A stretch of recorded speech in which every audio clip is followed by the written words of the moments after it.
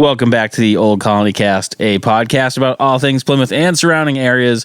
I am your host, or a host. Yeah, one of your hosts. You're still a host. Yeah. You'd think I'd get this down by now, but nope, I'm not gonna. Andy, joined by other host Hanna. Hello. And our pheasant editor Fish. It's like a surf and turf kind of thing. Oh, I get it. Yeah. I was honestly trying to figure out where the quail joke was going to be, and I didn't have it. I couldn't really work with. I feel like pheasant and fish just like worked better because of the pho. The pho sounds. What the pho, Andy? Anyway, the PHs. Yeah. No, not that kind of fish. Do you know? Oh yeah. What the hell? Oh my god! It's all right. It's fairly late, and I feel like we're all kind of tired. So Yeah. These will be some fun episodes. Like that's how fish is normally spelt. We did just have a lovely 20-minute conversation about naps. So Right. Yeah. that is the headspace we're in. Do we have any updates? Oh, I don't know. I don't think I do. I don't think I do either. I got nothing. I got nothing. Yeah. I'm sure between now and the next recording. Oh, I have an update. Okay. I have one. I figured this would at least take an episode for us to remember. I know. So Donnie said he listened to our episode. I forget which one. The one about the girl with her poltergeist. Esther Cox? Esther Cox. And he goes, I don't remember that one. Was that the last one we did? Yes. All right. and he goes, I can't believe you didn't bring up the fact that I can pop my ankles. He can do that?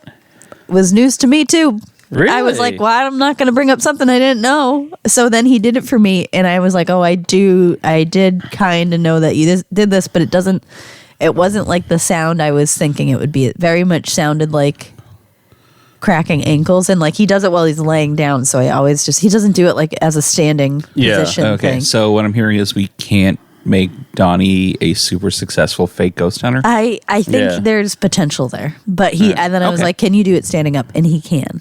But like you can see that it's happening. So he just has to refine his skill. He's just got to practice a little bit. I just thought that was funny. Yeah. Because I was like, well, I didn't stand out to me. I don't know. Like when people can pop a joint, I don't think that immediately translates to a paranormal investigator. I think my first response would be gross. I don't really care. Like I don't even care about people popping joints, but I really didn't even think about it with that. Andy doesn't do it. It's not like a habitual thing with him. He doesn't do it a lot. It's honestly part of it is I don't think of it as a skill. Like my knees pop when I bend down. Right. That's not a skill. That's just I'm middle-aged and my knees hurt and don't work so good. Yeah, my knees don't but work mine have really sound good either. effects. Yeah. Which is nice. Ooh. This has nothing to do with anything, but I happened to watch the John Candy I Like Me documentary. I'm halfway through it. It's very like heartfelt and sweet. I know, it's very good. He didn't have a kneecap. Yeah, I know. Like that's crazy. One kneecap. One kneecap we had like removed. Just never did anything to replace it. And I'm like, I didn't know you could do. I guess Just fully gone. Yeah. Ew. I know. Well, I guess babies don't have them, so. Yeah, but babies don't walk. It's also true. Yeah. I know, but they're on their knees. I feel like, you know what? But kneecaps hurt. Yeah. So, but the funny part is then I was like in a John Candy mood, and you walked in when I was watching Uncle Buck, and he actually talks about like, he's like threatening the oldest daughter's boyfriends, and he says something about like removing someone's kneecaps, and he's like, do you have both your kneecaps? And I'm like, oh, that's so weird. Like that's like inside joke kind of thing. Yeah. But it has no relation to what we're talking about today. No, which but is No, it doesn't. I was like, man, it might. And it kind of does. Well, John Candy at least, because he was in a movie called The Great Outdoors. Yes, and a phenomenal and movie. that took place in upstate New York. Yeah. Which we're going to talk about upstate New York. Of course we are. With big bears when they chase me. I love that. Yeah, I made Donnie watch that the other day. So good. Good segue, Andy. Thanks. Yeah, we did it. I got it. We got there. So it's going to be all things Plymouth and wherever can we meander this story. Yes. So we're going to talk about, because I wanted a spookier episode. Ooh. Oh. Yeah. Wait. Oh. Who do you think we're talking about? Is this going to be Sleepy Hollow? No. Oh, that would have been a good idea. That's just what makes me think of like upstate New York. And put it on the list. No, we're talking about Champ. Oh, sure. Oh, cool. Cool. Lake Champlain. Lake Champlain. Yeah. Loch Ness Monster's cousin. Yeah. Yeah. Yep. Step cousin, maybe. On his dad's side. Yeah. So largest lake in the Adirondacks is Lake Champlain, 435 square miles. I now position everything to how big it is in comparison to Shishigahama. And how big is it in comparison? It's way bigger. It's like 400 square miles bigger. Wow. It has 71 islands in it, No kidding. which I didn't know, but it's counting like, any island. Right, I'm right. sure there's a lot of little ones. The bigger ones there, me and Donnie one time went through we were in way upstate New York. We were almost in Canada. So there's a road you can take down the bigger islands, and it connects like huge bridges between Oh, that's cool. the islands. So there's like North Hero, South Hero, and like a couple other big islands that people live on. Those are like small towns, I think, technically in Vermont. And we drove down that into Burlington, and it's like a long road. Yeah. It was definitely over an hour. I love when you go on those trips and they're like, we have like 800 billion islands. And then you drive by like a rock with a tree growing out of it. They're like, see, there's one right there. Yeah. And maybe they are including You're like, that. technically. But they do have a lot of big, substantial islands that are their own townships, and like people live there. Yeah. It's such a cute place. Let's see. Max depth is 400 feet. The average is 64. Just give you some guidance on that. Okay. How many Shishigahamas is that? 400 feet. I don't know. You could stack a lot in there. Like 0.17 Shishigahamas Yeah. deep. So we know about Champ, the snakes, serpent-esque type water monster / what's the dinosaur I'm looking for? Plesiosaur? Plesiosaur. Plesiosaur. Yeah. Not a dinosaur. Not a dinosaur. Sorry. We didn't mean to upset you. It's just a about reptile. Is it a reptile? Yes. Okay. But again, Also not a train. Prehistoric. remember, not a train guy, a dinosaur guy. That was my thing. Yeah. So the plesiosaur esque monster. It's been described many different ways. If you know of any of the descriptions, the legend starts with the indigenous people of the area who utilized the lake for thousands of years. The Iroquois and the Abenaki. The Abenaki had a word for it it meant horned serpent, so they described it as something with horns. Okay. Called it the Gitasnog. I'm sorry, one more time? Gitasnog, I think. Got it. I apologize for ruining that pronunciation. I feel like you got it. I hope, but I'm really trying. In the early 18th century, the Abenaki warned the French explorers that were going into the area. It was a French area. Yeah.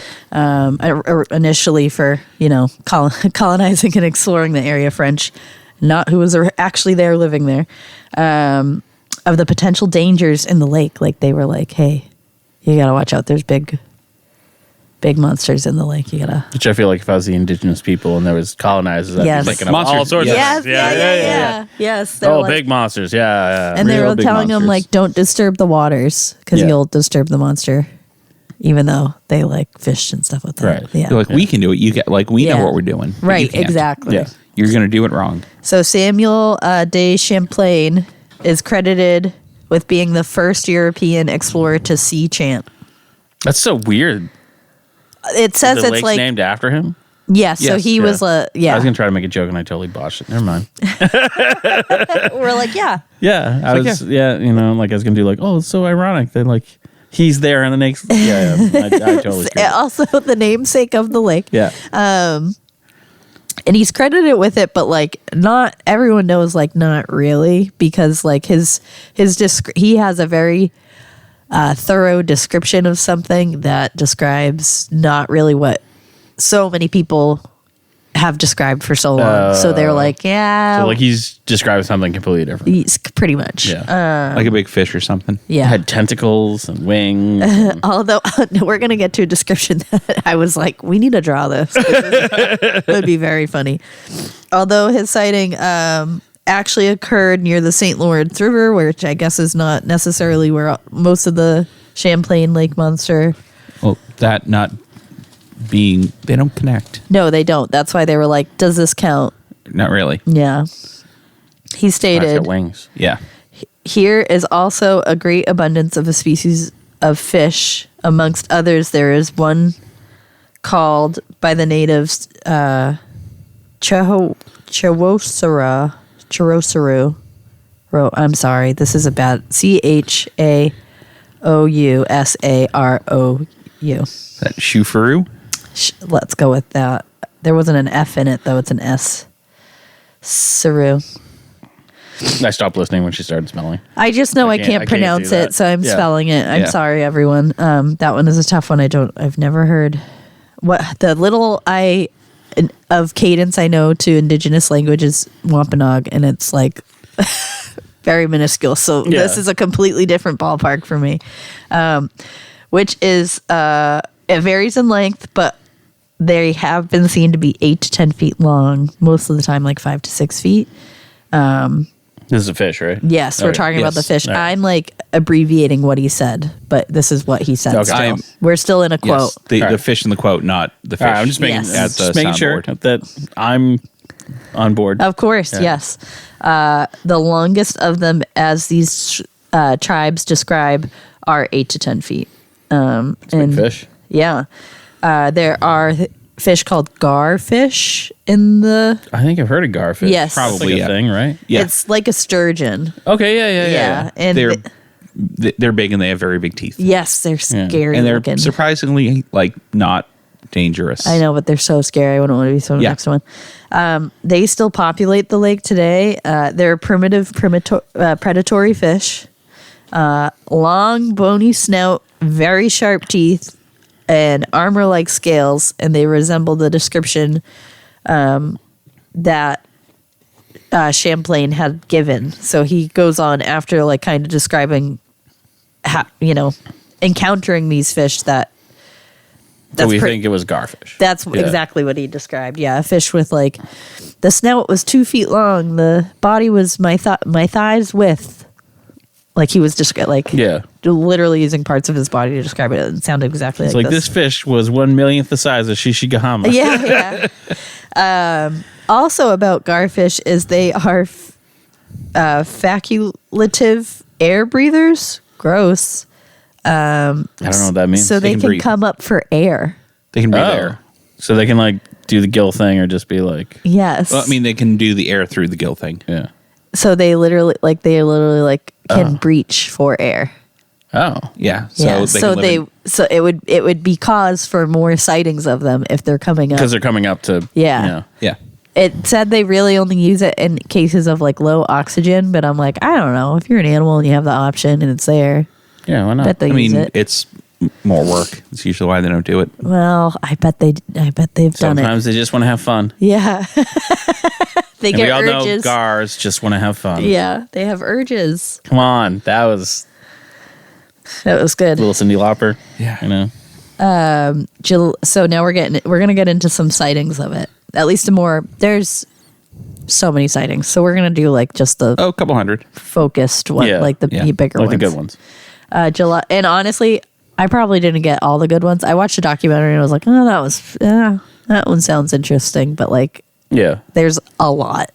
So July 1819, a sighting is published in the Plattsburgh Republican. Captain Crumb. That's made up. Honestly, it's 19th century newspapers. No, 50-50. It gets funnier. Was sailing aboard a scow on Bulwugga Bay. I was like, this sounds like I'm reading a line from one of Beluga Bay? No, Bulwugga. Bulwagga. Okay, that's worse. I'm like, this sounds like I'm reading something from one of Walter's books. And then he went down the Nimley bush. Yeah. So he was a scow is like a type of sailing vessel. Yeah. And he was so moved by the sighting that he had it went and had it published by a reporter in the Plattsburgh Republican. Plattsburgh is on the New York side. BT Dubs, I've been there.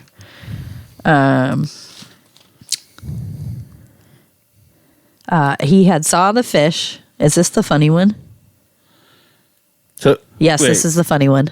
So he saw the gar, or he saw a sea monster? A sea monster. Okay, all right. Sorry. Yeah, So we're all right. off the gar. All right. We moved past. Yeah, we're Well, back. you just said the fish, so I'm just making. Oh, I'm sorry. I'm just That's all calling right. it a fish. Okay. Yeah, my bad. I should change that language. So he saw it in Balawaga Bay or wherever, and it was a black monster. This is the funny one. A black monster, 187 feet long. I'm sorry, what? 187 feet long. That's very long. I know. In the head of a seahorse.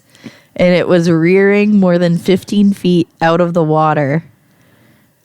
It had 3 teeth, eyes the color of peeled onions, a white star on its forehead, and a belt of red around its neck, like a stripe of red. And he saw this from 200 yards away. Okay, What is the color of a peeled onion? White? That's just white. kind of like translucent white. Yeah. Okay, so I have some follow-up questions. Yeah. One, it's 187 feet long, Yeah. living in a lake that is generally 60 feet deep. Yeah. But it's not standing up, it's swimming. Yeah. I know, but still, it's... Also, why does it have a white star on its forehead? Oh, you don't know. Birthmark. Yeah. This is the one I want us And a to fishing draw. collar? No, it's just like a stylish. stripe. Yeah. Like it's a color, like how snakes have stripes. Like they have a But band. if he's 200 yards away and he can see its eyes, I mean, It's And all 3 of its teeth. But it's a big one. three of its teeth. That's All 3. It's a big. yeah. It's 187 feet long. Yeah, it's huge. You know, twice the length of a blue whale. Yeah. Living in Lake Champlain. That was the best With one. 3 teeth. Yeah. Yeah. That's my favorite one. In 1873, a railroad crew, this is one of the more famous ones, spotted the head of an enormous serpent just like yards out into the water. That there was one that I was listening to. No, it's in the future, and it's not that one, but that the reporter ended up who reported on a sighting, who he did this an Albany Times press article on the site, all the sightings of Champ that recently or whatever, or just people who had seen it. And obviously, if we're talking current times, then those people would still be living that he was interviewing, because these go back really far. Yeah. But he ended up like living on the lake at some point and then seeing it himself. Oh, the reporter? Yeah. Yeah. I thought that was cool. Anyway, July of 1873, Clinton County Sheriff Nathan H. Mooney reported seeing an enormous serpent 25 to 35 feet long in August. Oh, it's a baby. Yep. Yeah. A W.B. Eddy steamship, because there's ferries and it's a very active lake. Yeah, it's inhabited. For business and otherwise, and pleasure. And pleasure. Steamship ran into Champ and nearly turned over, and that was like a ferry steamship. So the passengers all on board are all saying, this is the same year, 1873, that they ran into Champ. And Champ almost tipped them over. Yes. I thought that one was cool too. Was there a bar on board this ferry? Around this time, Is there a carbon monoxide leak on board? around this time, P.T. Barnum offered $50,000 for the hide of Champ. That sounds like him. Yeah. Yeah. He wanted to add it to his woolly mammoth, like put it next to his woolly mammoth. And the Hide. Cardiff Giant. Yeah. Not Cardiff Giant. Fiji mermaid. Yeah. No, there's... Keep going. I'm going to get lost on it. 1945, passengers on the SS Ticonderoga. Ticonderoga. Ticonderoga. One of my favorite words, too. Saw Champ as well. Sorry, I'm so stuffy, just so you guys know. I apologize. By 1992, 180 sightings had been declared, reported, however you want to put it. 600 people claiming to have seen him. 600 people. Many photos have been submitted after photo taking became more popular. A lot have been up for debate. One of the more recent ones was an aerial shot, I believe, from a drone. of someone taking a picture of their boat, and you can see off to the side like a shadowy shape of some It was kind. the shape of what's the dinosaur we were just talking about? Plesiosaur. A plesiosaur. It looks just like that, Did but it have a white star on its head? no, Red it did, cone? and it honestly looked about the size of like the average fishing boat. But, How many teeth did it have? What? Like, I know about that photo. Yeah, Yeah. you know about The it. drone photo was from during, like, the drone was up there as they were filming a movie That's what it was. Yeah. called Lucy and the Lake Monster. About, I don't get what you're getting at. okay, so it's maybe not the most unbiased sources. No, is no, all no, I'm no. saying. But that was one of those like it's not like a. I didn't even go through like the accreditation of it. Yeah. I just it's like one of the more it popular looks recent cool, ones. but it's one of those like, oh, Yeah. maybe not the most. Do you guys know about the most popular picture of Champ? The one from like the 70s? Yes. Yep. I'm sure Fish does. I don't. The Mancy photo is what it's called. The Mancy photos? Yeah, because Sandra Mancy took the photo. It's a very, very popular one. So popular that a lot of people think it's a picture of the Loch Ness Monster. Who was on vacation in Lake Champlain? No, they it's don't just, see it's the such context. a famous photo that people just assume it's Oh, Yes, when they yeah. see it, I got you. He was because visiting. you know they're Yeah. lake monster racist and they think they all look alike. Yeah. So that's what it is. They think that like exactly what Fish said. They just assume it's They the just Loch assume it's Ness. Nessie. Yeah. To the point where I've heard of this question being asked on a trivia night. You guys know about trivia nights? I've heard about them. Yep. We've been to a couple. Yep. And people get it wrong all the time because Oh, they I think have it's seen Nessie. this photo. Yes. 100% As the Loch Ness Monster. Yes, and it's Yeah. not Loch Ness, it's Champ. And it's one of the more popular, famous, like water monster pictures It's ever like taken. a top 4 or 5. Oh, yeah. I mean, in this one, he's wearing a Santa Claus hat. Yeah. Well, you know, he's festive. So Sandra Mancy took arguably the most famous photo of Champ ever. She was at the beach hanging out with her family. She was with her 2 sons, her fiance. They were all just kind of wading in the water together. Her sons were playing. She noticed what looks like a school of fish about 150 yards out. And then she started to see the neck surface. When she saw that, she yelled to her kids to come out of the water. They got them out of the water. She ran and grabbed her camera. I almost called it a phone. I had to really fight that. It was the 70s. Yeah. Yeah. And grabbed her landline. Her landline. Her landline phone. And dragged it all the way out. And she took a picture from the shore. And what Andy just saw was the famous photo where it's like pretty watery scenery. Yeah. You And can there's see like a little bit of land in Yeah. it, And and there's then like a lump. a lump, And one And looks then- kind of like a Yeah, like a like a neck Like of a you would- creature like a Loch Ness monster neck coming up and but like kind of like looking back like looking away. yeah. Yeah, like Yeah. there's a head turn in the Yeah. picture. Yes. Trying to very be all dram- like sultry. dramatically turning away Yeah. from the lens. Don't take my photo. She said it's No flash photography, It please. surfaced for 4 to 7 minutes, and they watched it the whole time until it went back under. It was a 70, so it took 4 to 7 minutes to take a photo. Yeah, there was no evidence of tampering, but I read somewhere and I couldn't remember because I got most of this. There's like a really good site on Champ, just of like the Lake Champlain website.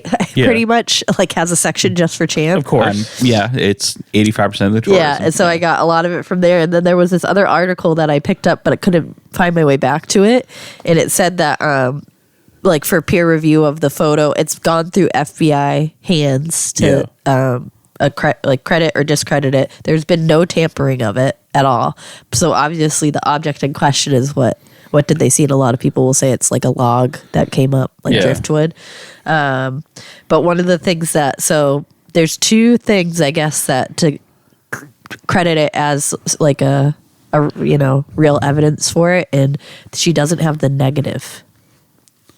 She can't find the negative to the photo, which I guess is one of the things that they do. They have to look like, back if at. you're- Yeah. It's Say that seems sketchy. Yeah, you know the negative, and there was something else they said that they go through like proofing for, and I totally forgot what they said, and I couldn't find that article. So I was like, yeah, and the other thing from what I remember, and by remember I mean just no, because this is my nerd It's stuff. current. It's like how they do it.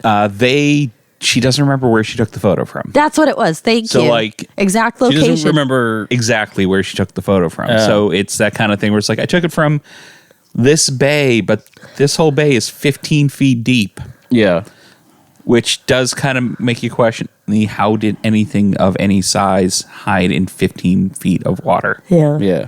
Well, I mean, great whites do. Yeah. Yeah. And also they're And real. it's 187 feet long. No one said how tall it is. But real things hide in the water. I don't think that's that crazy. I can't Come on, see fish. stuff when I'm in the water. In You know what I fairness, Your mean? glasses are like 2 inches thick. I wear glasses in the water. I don't go out there blind like a lunatic. Yeah. Because then she'd get eaten by Yeah, no champ. kidding. I'd already get a disadvantage. But yes, that was the other thing. Thank you, fish. So, but there's as far as I can tell, there's been no tampering. I truly don't think there is. I do think it is a log. Yeah, I think it's for a real sure. photo. I just don't think it's a real photo of a monster. Also, to her credit, like to credit her story a bit, not having negatives. That's just type B mom life. I get it. Yeah. You're not going to have the negatives. That's fine. Well, I just remember at any time you got your photos developed, it would always be like the negatives would be in the back of the Yeah.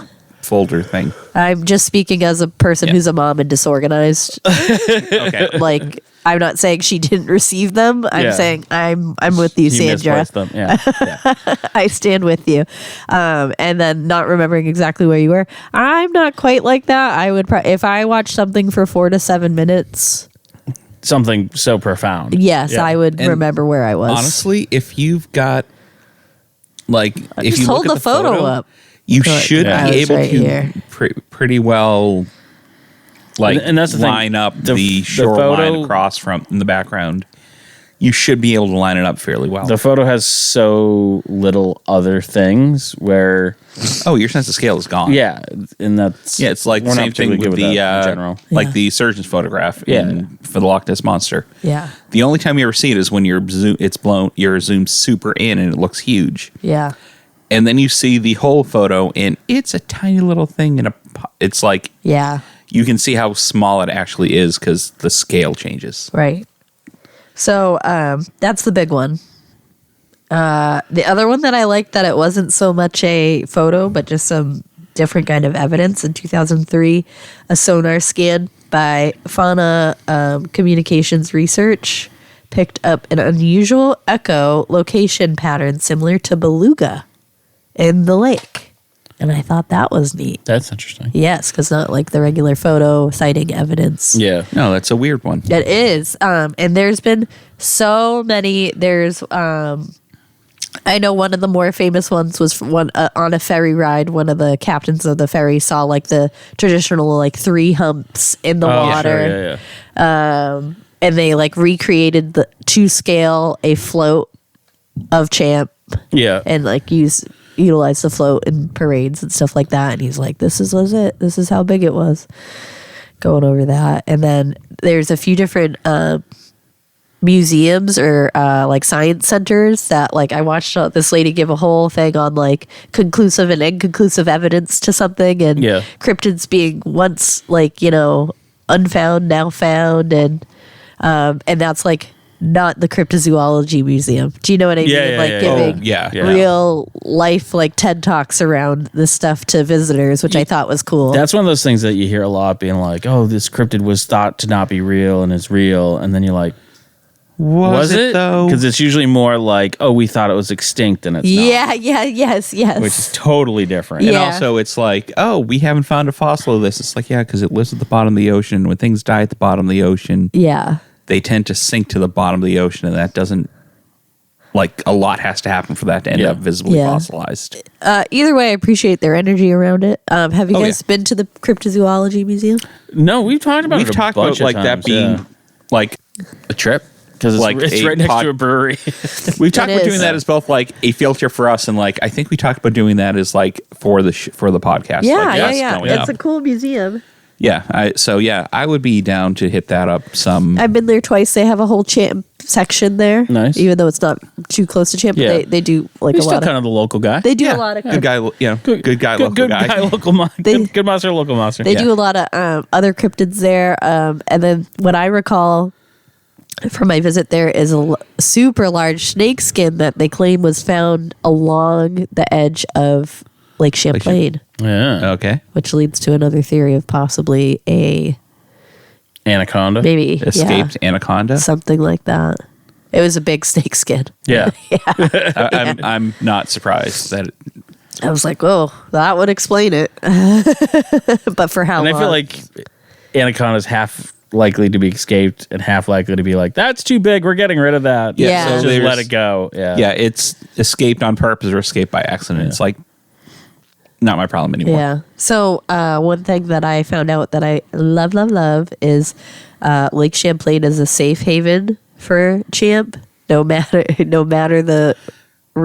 matter the actual the existence status of it. or Yeah. in reality. So just in case Champ is real, by both New York and Vermont at a state level, Champ is protected by law. So we can't go out there and hunt Champ. Which I His- think is really cute when they do that, but then that's like when you get the wackadoodles online being like, why would they make that law if they didn't know it was real? So- Because it's a 'Cause it's PR. cute It's cute. PR. Yeah. So Port Henry, which is considered to be the most cited spot of Yeah. Champ, or at least closest in vicinity to the most sightings, is considered to be Champ's home. Okay. And that was like the first area to like claim their waters as like a safe haven, and then the rest followed suit in Lake Champlain. They I said he, she, they for the for Champ Fair. Yeah. are Not assume. are loved and revered by both states and celebrated in festivals, fairs, historic markers. Baseball teams are named after him. Yeah, the Vermont Lake Monsters. And then what was I going to say about his safety? Oh yeah, so you can't hunt him. You can't like aggravate him, like agitate. Yeah. You can't be mean to him. You can't kill him for sure. Can't call them names. You shouldn't feed him, really, I think is in there too. But if you see him, you can. There was a really cute name. You can, a really cute way they like put this. You don't have to back away.